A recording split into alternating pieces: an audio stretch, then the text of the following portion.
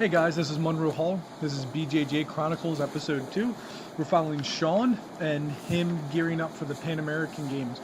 So when we were signing him up, we actually had a little bit of a hiccup. Turns out there's no white belt division in the Pan American Games. I probably should have known that. So he's going up in skill class, so he's going to be fighting at blue belt. But I still feel like we have a decent shot. Our strategy is pretty tight, and he's going to have a strength advantage. So anyway, we're going to let you guys watch some of his mat time leading up. If you'll notice, the mat time is getting slower and smoother.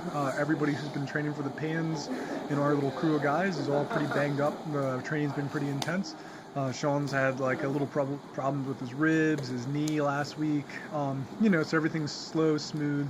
Another big rule in these last 2 weeks when we're gearing up is that you're not really going to fight anybody outside your weight. So if anybody outweighs you by 20 pounds, you're probably not even going to touch them during practice. But as you guys watch these vids, I'm gonna go over briefly just the strategies that we worked out with Shawn, and kind of like from when he came in to now, how we kind of like adapted jiu-jitsu for his unique body type. So when he first came in, his bottom game was a little rough.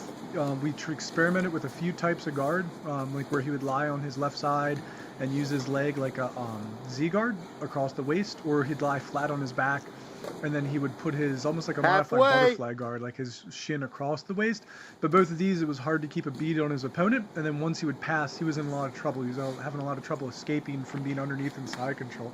So what we did instead is, if you notice, is now he fights upright, so it's almost like he's wrestling from his butt, or from his one leg being put up diagonally into a base.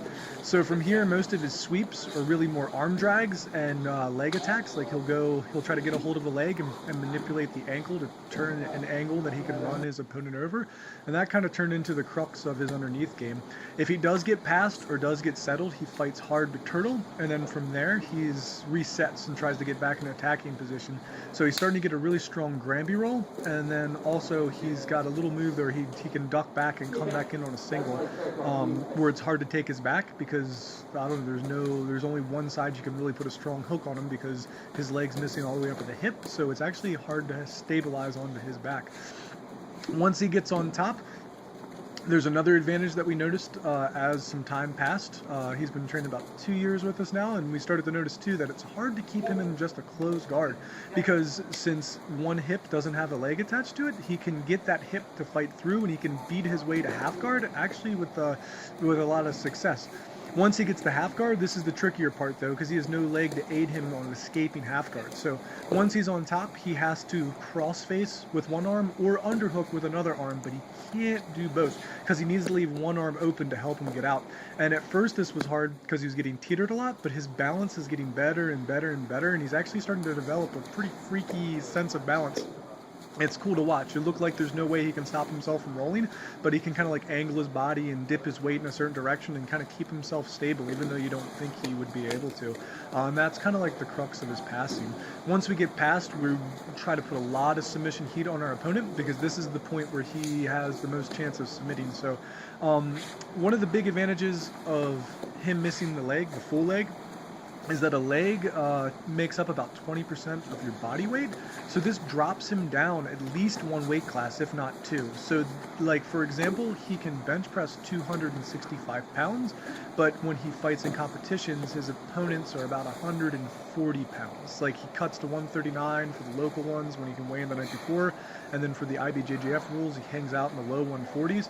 But either way, he's got a tremendous upper body advantage. He's got like almost like a middleweight's upper body, and he's fighting in the lighter weight classes. So he goes for 2-on-1 arm locks, a lot of arm-in chokes, darces, bravos, that sort of stuff, and he's been getting a lot of success. He's been landing more and more subs.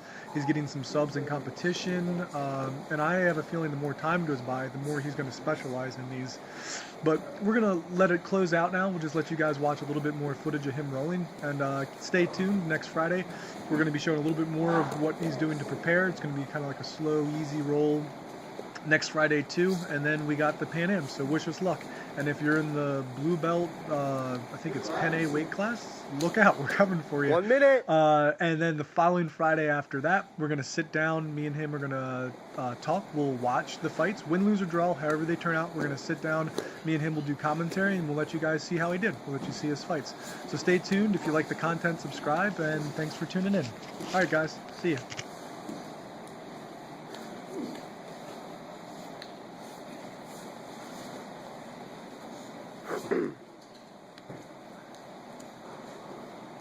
30 seconds.